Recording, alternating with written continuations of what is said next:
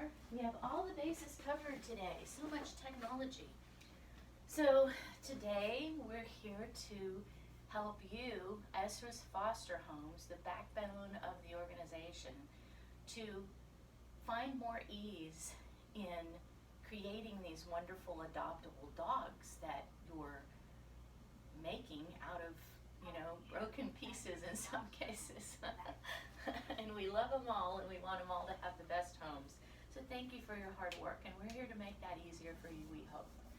So today's session is, we're going to go all the way through and then have questions at the end. But as always, submit your questions as you think of them, because our team is putting them together so that we can then answer them at the end. We're going to have time for as many questions as you have. So today's topic is to jump or not to jump. And we're going to cover a few different areas here. So I hope you find it interesting. I think you will. So we're going to try to look at the world through a dog's eyes, right? So their eyes are at a different level than ours. They see things at a different angle than we do. And they see things in situations that we wouldn't even think of because they're dogs. So with that thought, let's look at what a puzzle is. What is a puzzle? When we see puzzles, we see something that looks like fun, maybe. Looks like maybe there's something to gain, good feelings or something from working through that problem. And also maybe it's something simple enough that we can conquer it with a little work, right? That's what a puzzle is. So I think dogs see puzzles in the same way as we do. It's just that they have different ideas than we do sometimes.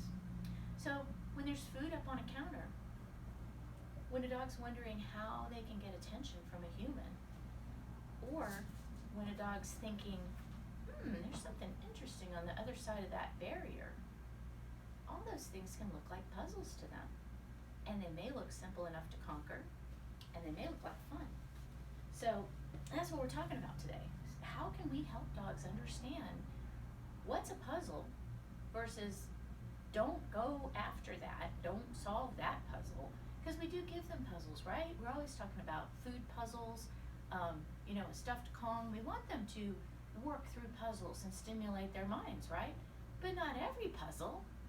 So I want to relay a little story of a Chiweenie that I heard last week, little itty bitty Chiweenie. By the time the puppy was 6 months old, she had learned to climb out of her playpen. Climb it like a ladder, and over the top. Yes, look what I did. I'm on the other side, and I get to have all kinds of fun. So that's a thinking, problem-solving little dog. And she didn't learn it in that moment. She had been working on that for a while. Just nobody noticed her going up to the fence and putting her little paws up on it and maybe taking that first bit of a climb and going, look at this, I can work through this. And maybe even looking through her eyes at how it looked on the other side.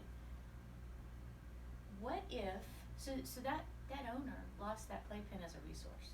So now it's not useful anymore. You can't put the puppy in it. I mean, you could, we can retrain, but it's harder now. What if, though, that owner had used prevention and reinforcement in the beginning to teach the puppy how much fun it is to be inside the pen rather than outside the pen? So that's what I want you to think about today is, what do we want our foster dogs to learn, and what do we not want them to learn? Dogs learn by experimenting and finding out what works. I hate to break it to you, but dogs don't want to please you. They want to do what works. If it also makes you happy, then that can result in really good things for them too. But they want to do what works for them in any given moment. And you can help them learn that. You have a role there. So when we look at the world as our dogs do, we realize we can't expect a dog to respond in a way that he hasn't learned to do. He needs teaching. All right. So problems with letting dogs learn on their own include learning to work through puzzles that you don't want them to work through and you don't like the results. Getting reinforcement for working through those puzzles. And then, of course, once a behavior is reinforced, it's going to happen again. So prevention is key. Learned behaviors last forever. No learned behavior goes away. It just doesn't. That's science.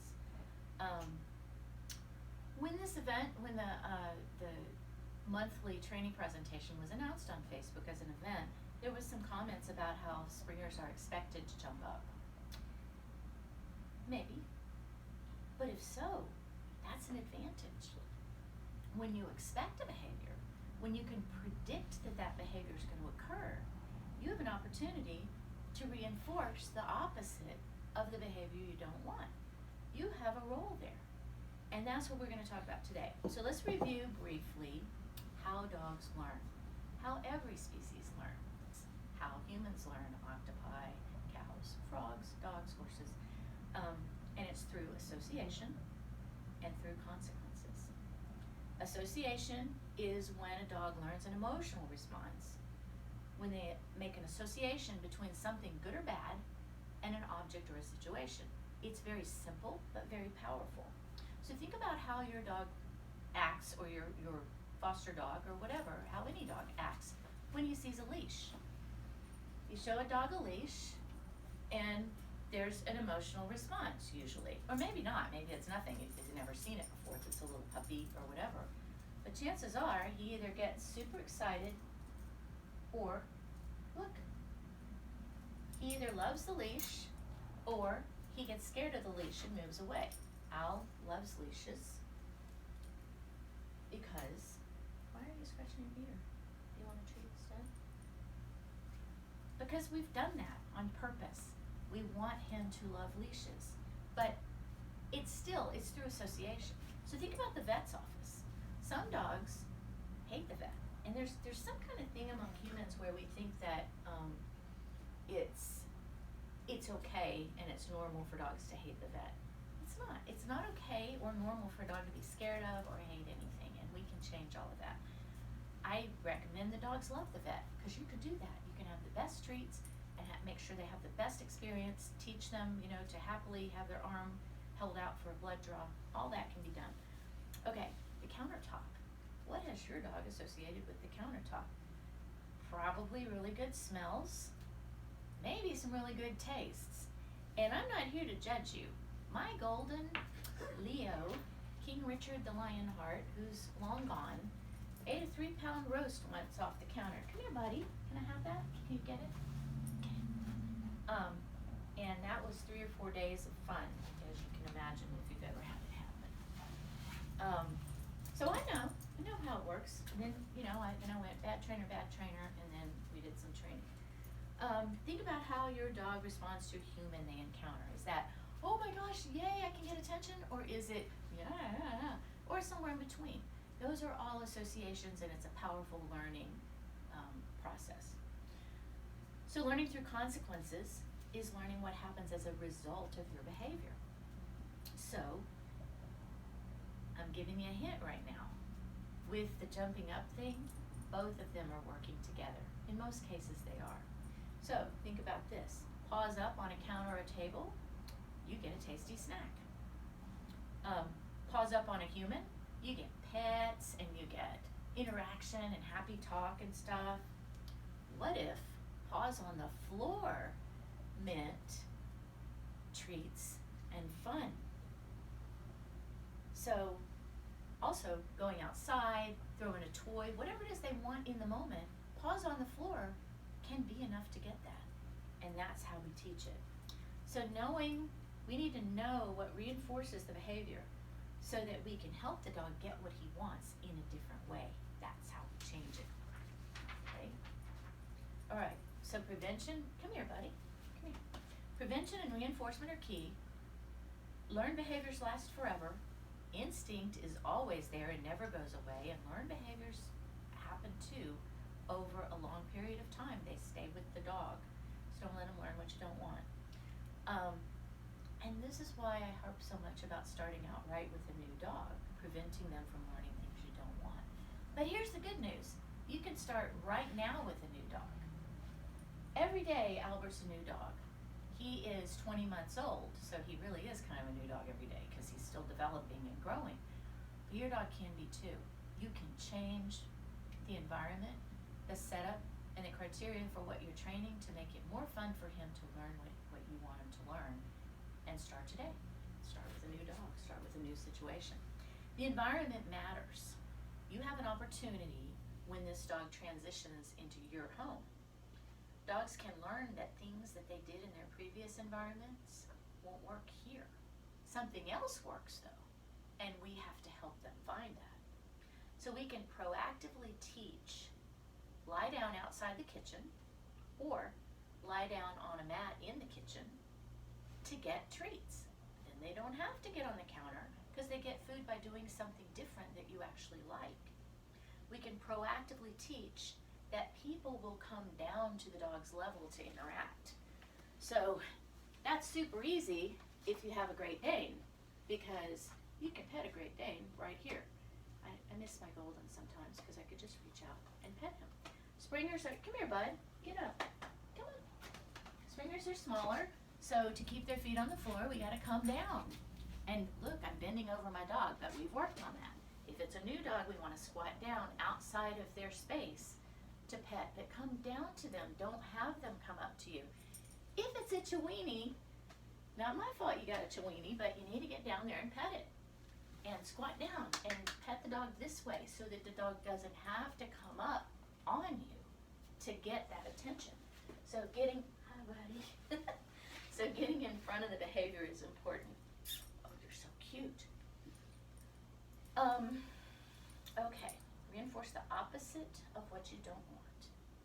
When we're teaching something new, teaching is an active, happening right now word.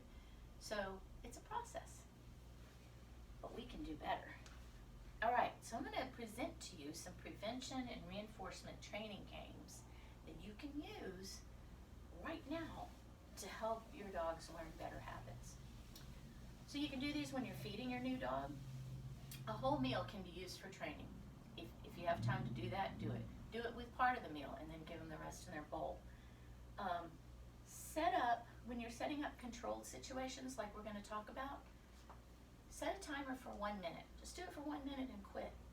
You'll be better at it, because if you go beyond it, then you start thinking, oh, I'm gonna get it in a minute, I'm gonna get it in a minute, and then you lose track, and then you get distracted, and then we say the dog got distracted, but really we're the ones that got distracted. Trust me, I know, 1 minute's long enough. A lot of 1 minutes are better than 1 5-minute. Every single session builds behavior. If you just do this one time with a foster dog, and then it moves out of your house, you've improved something. You may not be able to see it unless you look real close, but it's there.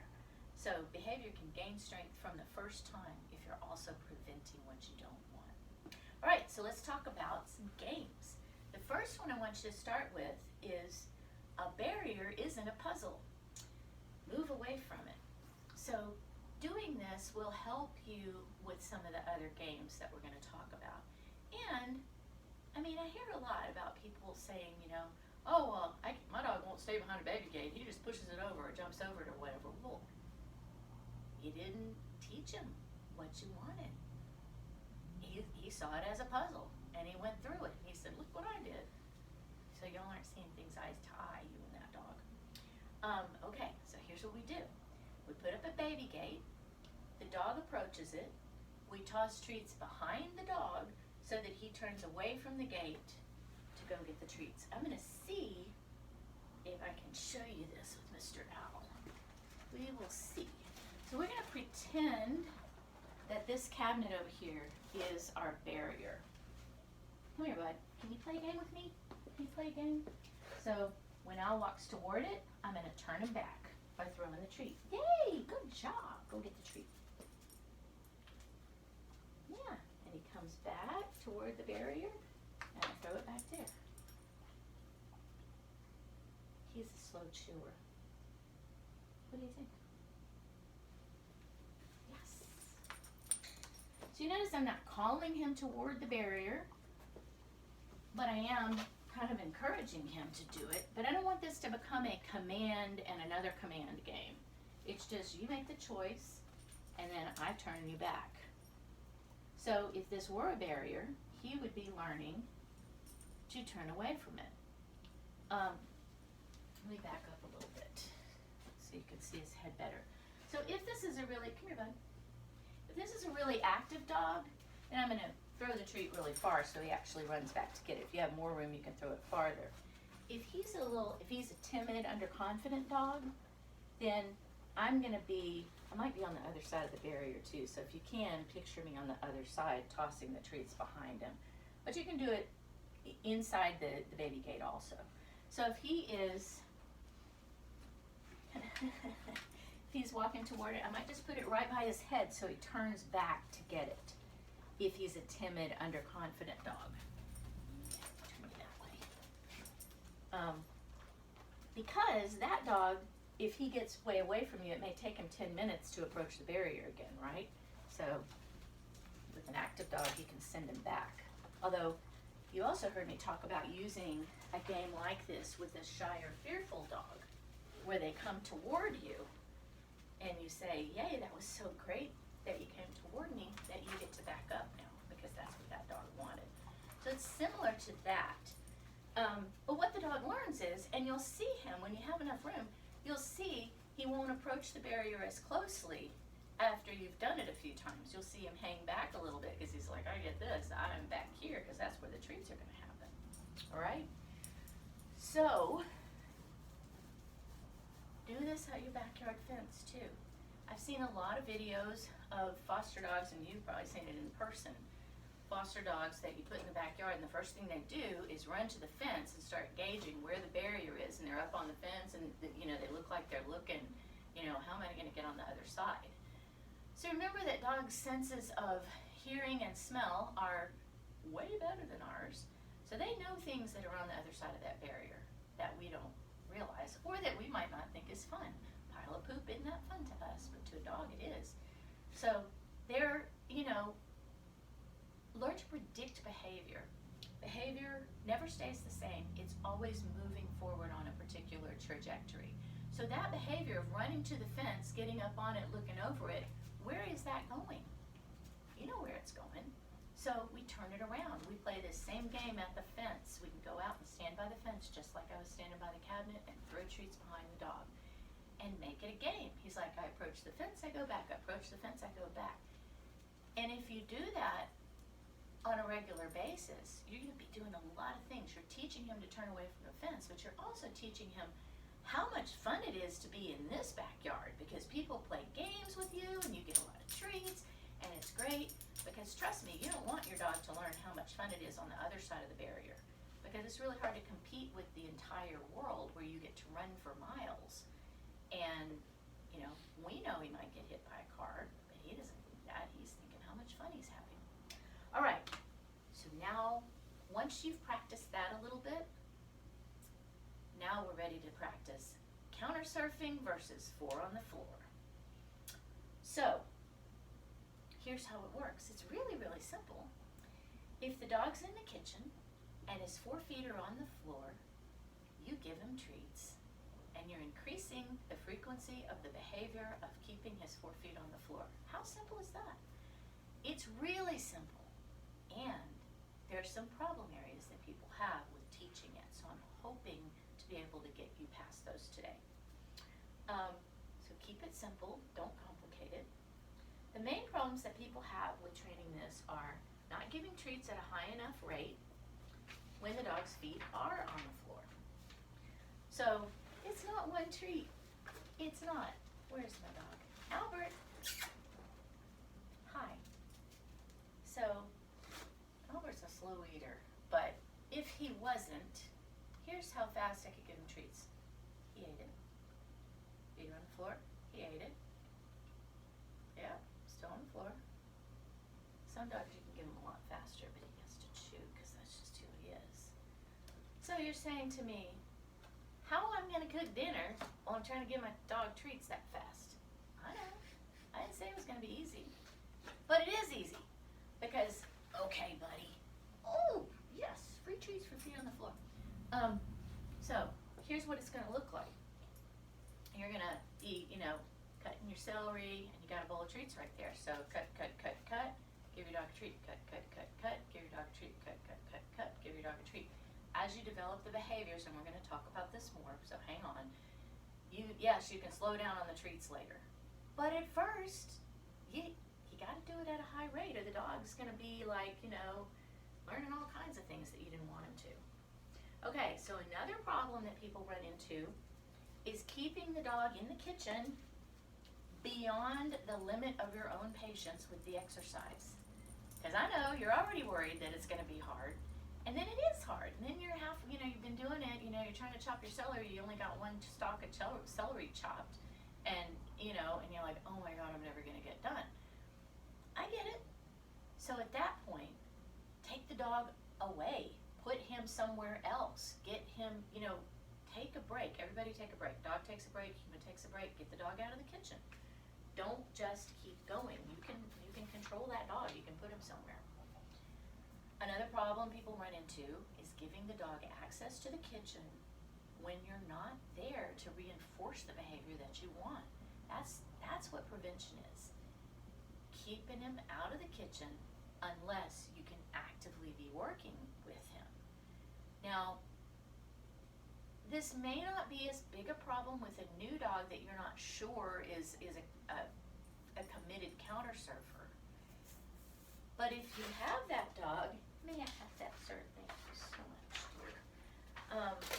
If you have that dog that's a committed counter surfer, then you really need to be working on prevention, because he has a nice reinforcement history already within him about counter surfing.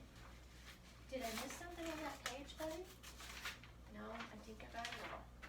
Okay, let me move this. So, don't give the dog access to the kitchen when you're not around. He should have a confinement area. Put him somewhere, block the kitchen, get creative. And I know people say, well, my kitchen's, my house is open concept, I can't do it. Figure out a way. Lay some chairs down along the doorway. Do something. Because once you teach the dog this, you'll be able to give him access to the kitchen when you're gone, maybe. But don't set him up to fail. How fair is that? He doesn't understand. Another problem people run into is not having a plan. And when you have a plan, you can think of things to help you. Like, you might tether the dog in the kitchen. You could just put him on a mat and tie the leash loosely to a cabinet door, so you've got another little layer of defense between he's laying down and he's up on the counter eating the food, right? You could put a crate in the kitchen.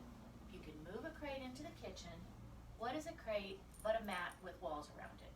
So you're teaching him to stay in the crate, and that's your step toward teaching him to stay on the mat. So that may help you. Do whatever it takes to help your dog succeed, and then you'll be able to take away those helpers and crutches and develop the behavior further later. Another problem that people have is working on this only when they're in the kitchen trying to cook dinner. That's not conducive to success because you have other things on your mind. You need to make it into a training session. Pretend to cook. Start without real food on the counter, working with the dog, and then move to having food on the counter, but it's controlled because you don't actually have to cook dinner. Then stop after 1 minute, take the dog out, come back in, do it again, and then stop and block the kitchen off. Then when you do need to cook, certainly practice then too, but don't only do it when you need to cook. And the last problem I see people having trouble with is trying to train the dog to keep his 4 feet on the floor near the counter in the kitchen, but then not doing it in other situations like outside. You have friends over and you've got patio tables and stuff, and the dog's up on the patio table. And you're just like, oh, whatever. The behavior of standing up on your back legs with your feet against something is the same, no matter whether it's the countertop, the dining room table, the patio table, the fence, a human, whatever it is. Look at the dog. The dog looks the same. Back feet on the floor, hands up against something. It's the same behavior. So you gotta prevent it in all the situations. So here's some other pieces of training plans that can help you with those layers of defense against counter surfing. Don't let the dog just walk right up to the counter. There's no reason for that. So use prevention and reinforcement. Start when you have a new dog by keeping the dog out of the kitchen. Just keep the dogs out of the kitchen. It's easy. It's easy to give them treats outside the kitchen. You can use a baby gate if it fits. You can put masking tape down across if you have a wider doorway and a baby gate just doesn't work that well. Just for a visual for you and for the dog. And the game is just stay on that side, and a lot of really good stuff happens. A million treats. You can get a longer lasting treat too by using a chew, a bully stick, a stuffed Kong, a food puzzle. You know, we're talking about puzzles. Don't work this puzzle, work that puzzle. You know, here's your magic mushroom or whatever with food in it that you can work on. Use some of those homemade enrichment items that we talked about last time outside the kitchen. Be really clear with the dog though. If he gets up with his enrichment item and brings it toward the door, go help him, you know. It's, oh, oops, you thought you were going to bring it in here, but really, we stay out here and eat it. Toss treats away, just like you saw without. That's the best way to control a dog. Throw a treat so he goes where you want him to get the treat. You can use all those things. Layers of defense. When you have some behaviors developed, like the dog can stay in a crate happily and calmly with a chew, the dog can stay on a mat happily and calmly with a chew or with you tossing treats. When the dog gets staying behind the baby gate, when you see him put the baby gate up and you see him kind of lean back and go, yeah, I know what to do, I'm not going near that baby gate. When you have some of those behaviors developed, when he's relaxed and moving away from those things, then have the dog come in the kitchen. Put the mat inside the kitchen if that's what you want to do in the long run. But don't put the mat right next to the counter where you're chopping up the roast beef. Put it across the room. You can learn to throw treats. It's a skill. You can practice. Set up a bath mat and learn to throw treats onto the mat. Get the best kind of treats that don't bounce. There's an infinite number of treats that you can use. Find the ones that you can throw onto the mat and they'll stay there. So you're not throwing them so that the dog gets up and runs to get them. Okay? All right. So when you have a committed counter surfer, it's even more important to set up some kind of a plan that includes layers of defense. Because that dog has gotten some reinforcement from being up on the counter before. At least smells maybe a 3-pound roast, like my dog did. It's way easier to catch the dog getting it right, which is what we want to do, when we're clear. The boundaries are clear, the criteria are clear, and it's easy for the dog to do the right thing. Then we can catch him doing the right thing. Okay? All right, so let's move on to jumping up on people versus 4 on the floor. Because guess what? It's the same thing, right? So the opposite is also the same thing. And we're really just talking about their little hands, right? We talk about 4 on the floor, but you just have to watch the front feet. Front feet are on the floor, all the good stuff happens. One comes up, you see him kind of jump like this, you know, that you're not giving the treats fast enough. You need more training, and you need to catch them when they're just, you can teach them to really, they'll show you. They're like, see me? I've got my feet on the floor. See them? I'm not going to move them. You'll see them doing it. All right, so friends, family, and people on the street are your worst enemies in this game. They are, because they will tell you, oh, I don't mind. I love dogs. I don't mind if he jumps on me. And you're like, I do. See, you got to be confident enough to be able to say that. So here's a secret. If you say to people, oh no, he's in training, and you look real serious, they will back off and they'll go, oh, okay, I got it. And they'll be ready to help you. It happens all the time. It's the weirdest thing. Why do those words mean anything to people? But they do. So just say it. Just say, he's in training. Try it. And they'll love it. So then you can enlist their help. And if they like that, and if you can commit to your vision of the dog greeting somebody with his little hands on the floor, you can use that person and you can just explain to them. I'll tell you when you don't go into a long thing. I know about that too.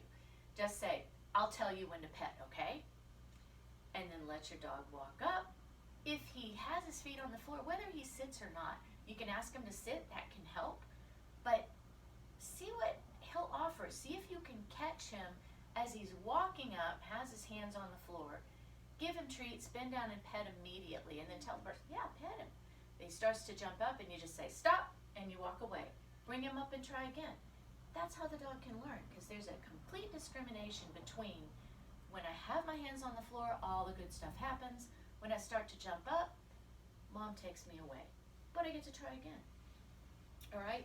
So here's why it's important. Dogs that jump up easily become aroused or go over threshold to a point where they're not thinking anymore. They're just reacting. And that dog's out of control at that point, in many cases. Now, there are dogs who ever so softly jump up and look with liquid eyes at you, and they're not really hurting anybody, and they usually don't scratch the legs and stuff. But I'm still not a fan of it, because chances are you can't control it. The dog just does it. You have no options to change the behavior. So it's a situation where really anything could happen because there's nothing you can do about it. Whereas, and that can become a really bad habit because the dog's just reacting. Whereas, if you help the dog use self-control, it can spread, and it will spread into other areas of his life. When he learns to think about, oh, what behavior will get me what I want? That's the dog you want. That's a dog that's making good choices. And that's why I'm always talking about it's not so much about sit down, stay, come, go, heel, all that stuff. It's not about that. It's about working in partnership with the dog and helping him use his self-control and make good choices. That's a great pet. So, dogs learn to figure out how to get what they want. And that's self-control. And they can use it in other areas of their life, though. So that's what we're going for. Yes, you can allow a dog to come up on his rear legs. Yes, there are lots of fun tricks. Sometimes people like to give their dogs hugs and let them come up on their back legs, and that's just fine. But not today. Not until you've taught the dog to, as a default, keep his hands on the floor and get some control over the situation so that you have some options to change the situation if you need to. At that point, remember, behavior never goes away, so if you started out jumping up, it's still in there. You just developed the other side of it, which is also sometimes keep your hands on the floor. So at that point, now you can teach him, when I ask you to, come up. But when I ask you to, put your hands on the floor. And then he can learn tricks and stuff if you want him to. You can push a little grocery cart or whatever. So I want to throw in one more behavior, which, if you haven't figured it out yet, is a really nice sideline to this talk. And it is, what is a door but a barrier to move away from? So front door manners, part of front door manners is this exact thing. Imagine, rather than trying to bolt out the door every time you open it and you have to go out sideways, blocking the dog with your leg and, keeping him back. What if you just went to the door, just as you turn the knob, you toss a treat over the dog's head so that he turns around to go get the treats, and you slip out the door? How wonderful is that? Because now the dog has another thing to do rather than, try to rush the door. He's learning to go find something to do when you leave, and you're associating your leaving with something really good. So it's the same thing as the barrier approach and retreat, but it's your front door, and you're teaching the dog a really valuable skill that can save his life. So I'm going to send Beth a video that we can post that you can look at. That's just that, how to throw those treats so the dog moves away from the door. And when you're watching it, I don't really have a video of approaching a barrier, but it's the same thing. So just apply it to your baby gate, to your fence. It's the exact same behavior. Dog approaches, dog retreats. Dog approaches, dog retreats. All right? Okay. So I want to close by saying, never wait and see. Read what the dog is telling you. And that's not just his body language as to how he feels. It's also, if a dog goes in the kitchen and immediately goes up on the counter to see what's up there, what did he just tell you? he said, when I'm in this situation, this is what I'm going to do. He may be saying, I mean, I don't know if he's saying this is what I used to do at my old house, but I'm going to assume he did. So, or maybe it's your dog and you just discovered it that day. Change it right now. Because where is that behavior going? Behavior never stays the same. It's always moving in a direction. What direction is that? It's the direction of not just the hands on the counter, but all 4 feet on the counter. Eating all of your food and getting sick. I'm not going to tell you what those 3 days after Leo ate the roast were like, but I think you can imagine. They were very unpleasant for everyone in the house. So don't put dogs in situations that they haven't learned how to handle. It's not fair. And you need to teach them. And that's what we talk about helping dogs succeed. Teach them to succeed. It's a myth that it's a good idea to let dogs do whatever they want at first and then you can train them later. Remember, you already started training when you came into contact with that dog. It's not fair to the dog to expect something of him that he has no idea about. So, restrict and prevent first. Allow more access to things and experimenting when the dog's ready. When the dog can make good choices, you can allow him to experiment a little more. Change the situation a little bit at a time so the dog can adjust. Pay attention to what the dog's telling you and help him when needed. Build a reinforcement history you like, a history of success. You make good choices, reinforce the dog's good choices. Make a plan. Set up consistent routines you can control. Get better at observation and prediction. And here's the key. What is about to happen? If you can catch that moment when you can see what is about to happen, don't lie to yourself and say, I see what's about to happen, but I'm going to think maybe it won't happen this time. Reinforcement is most effective at that choice point.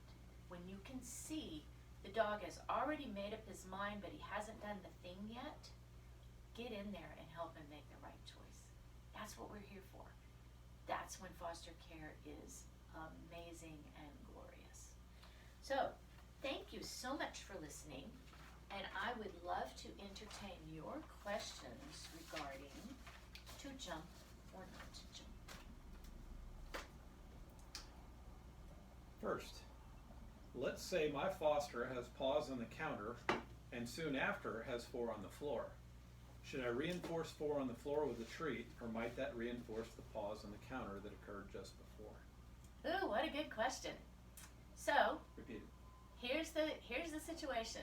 The foster dog has the paws on the counter, but then he gets down and he puts his hands on the floor.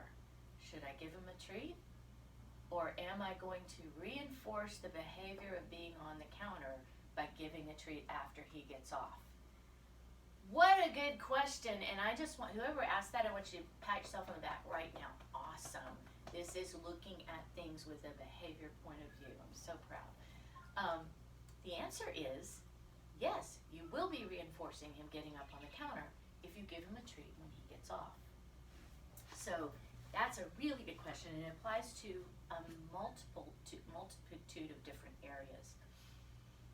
So that's why it's so important for us to predict what's about to happen.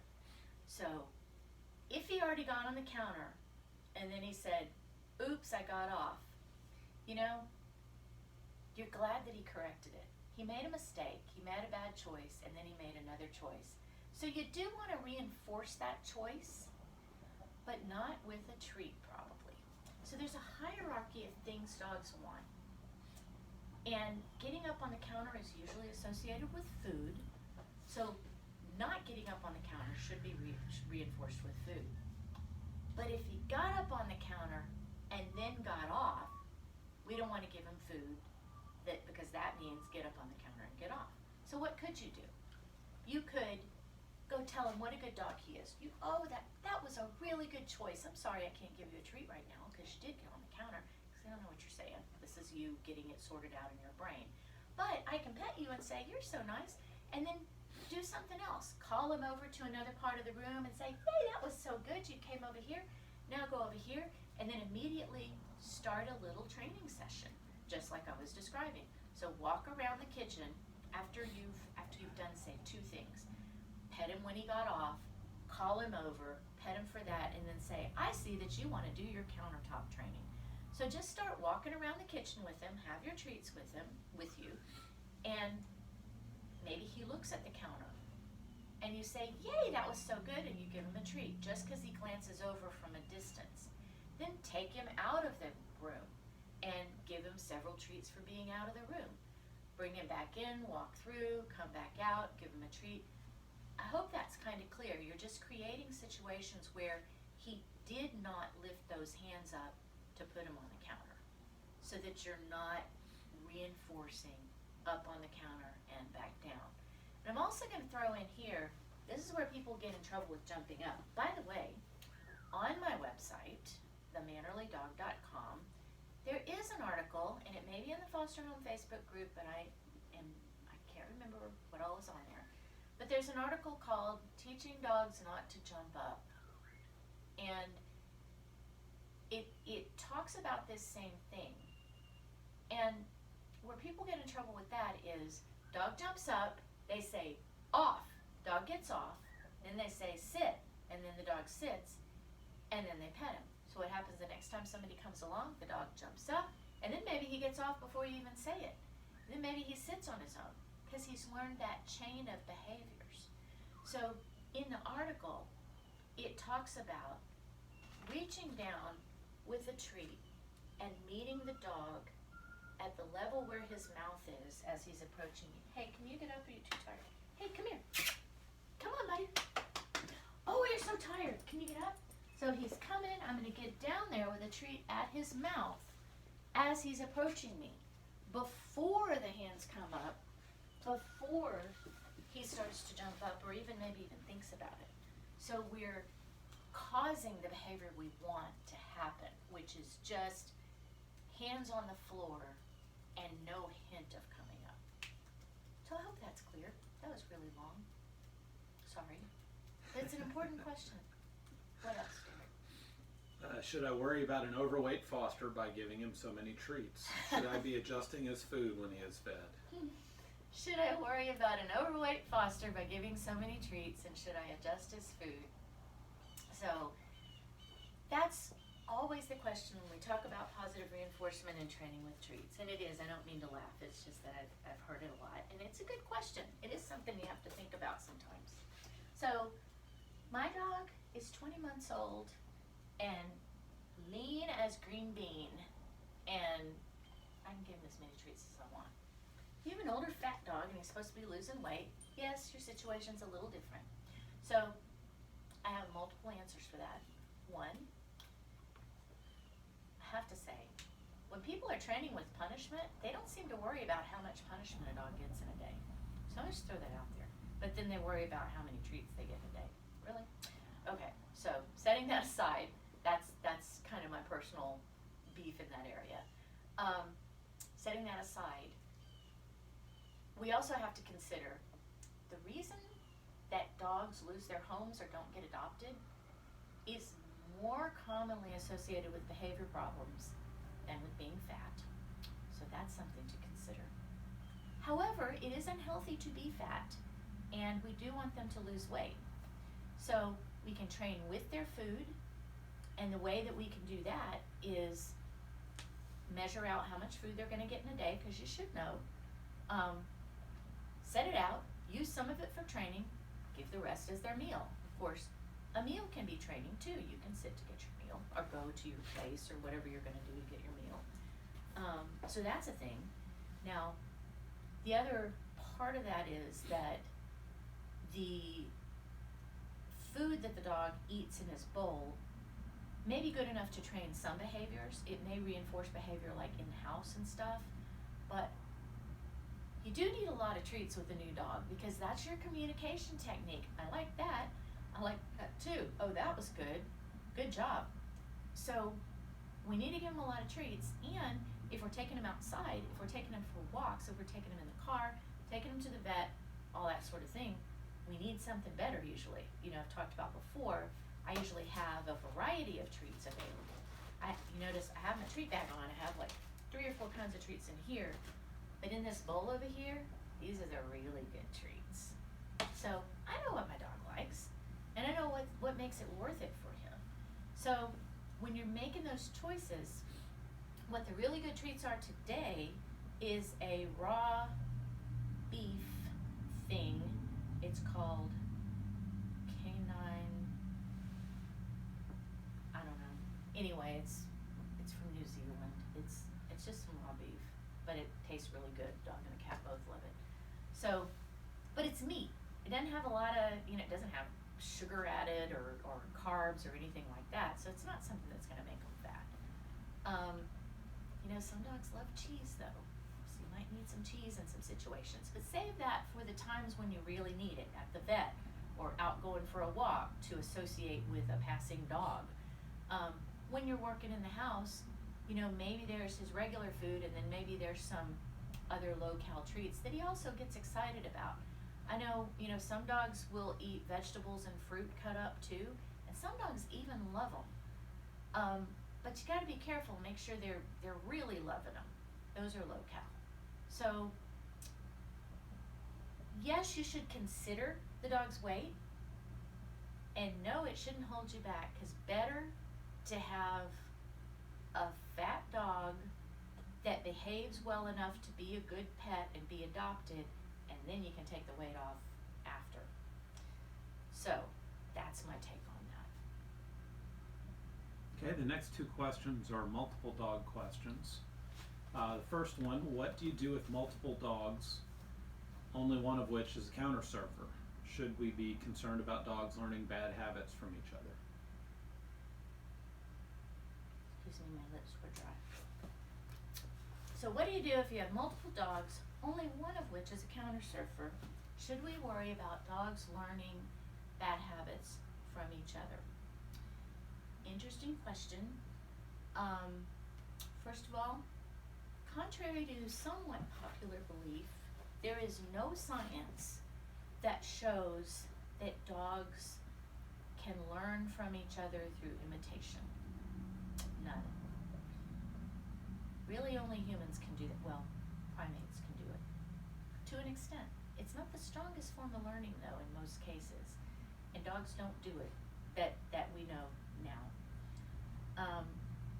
So no, you don't have to be concerned about dogs learning bad habits directly from each other. However, if you have food out on the counter and you have a dog who already knows when he comes in, he already knows about counter surfing. This dog he already ate a 3-pound roast. He already knows that he can get good stuff by working this puzzle. And it's not hard for him because he has a skill set. Then, when they see what a dog can understand is that dog did this and got a roast. There's a roast up there. I never thought about jumping up there to get that roast, but now I'm gonna think about it. Do you see what I mean? So they can get that reinforcement comes when you do things. I'm probably not explaining it real well, but it's not imitating the other dog. It's the other dog clued them in that there's something to be gained by this. So they may do it a slightly different way, but they're gonna work the puzzle. So that's the case of adding that to your set of prevention processes. Not letting any dog get the roast, because, and also, okay, what if that dog gets the roast and then he lets the other dog sharing it on the floor and they're like, whoa, wait a minute, that roast just a minute ago was up there and now it's here? Whoa, I didn't know it could come down. I don't know what they're thinking, but it does happen. And what the science shows is that they can learn from the reinforcement that happens for the other animal, right?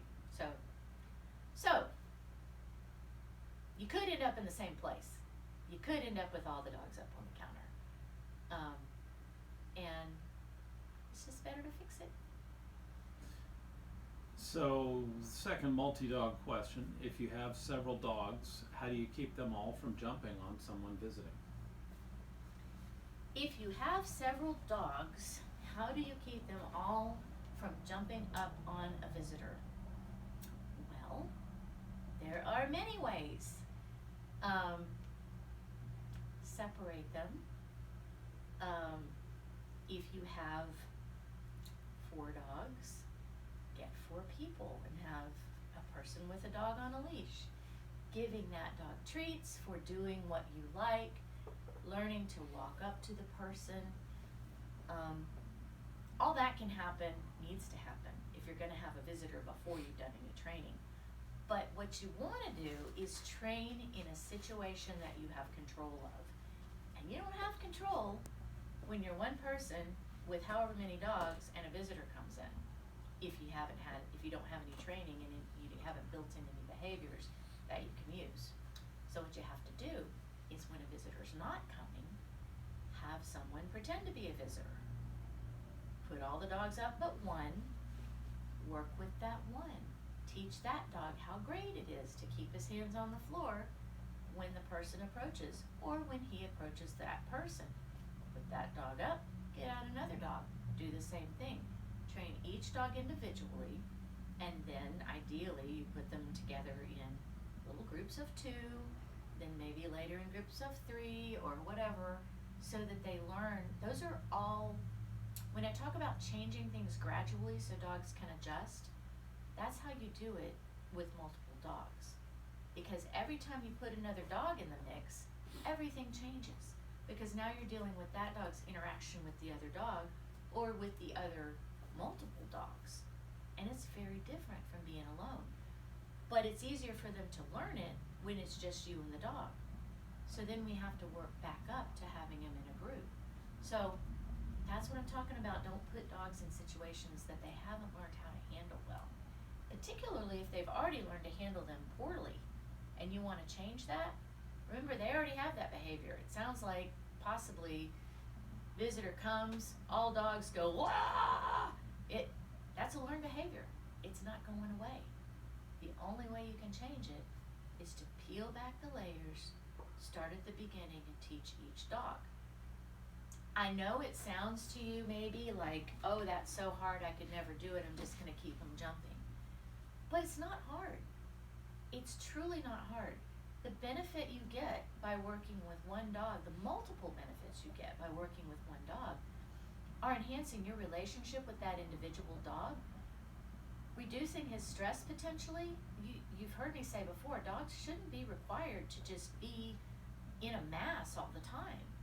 Those dogs have a desire and a right maybe to have interaction with you one-on-one. That's what they're made of. Dogs are not pack animals. You don't have a pack. If you do have a pack, you're probably in trouble. It's not a good thing to have a pack. They have relationships with each other, but they're not a pack. They're there to be your dog first, and then secondarily to have relationships with the other dogs in the house. So you're benefiting them greatly by separating them out to train them one by one. That's the last question that we have today. Remind people that they can see the video later. Fantastic. Okay, we are recording this. It will be posted in the Facebook group for you to view whenever you want to. I thank you so much for taking on foster dogs and caring for them, and for wanting to explore how to learn more about them and help them even more. It's so inspiring to me that you want to learn about dog behavior and training, and I love it, and I'm so happy that I have the opportunity to help you. I'm Nancy Kelly here for ESRA. Thank you so much for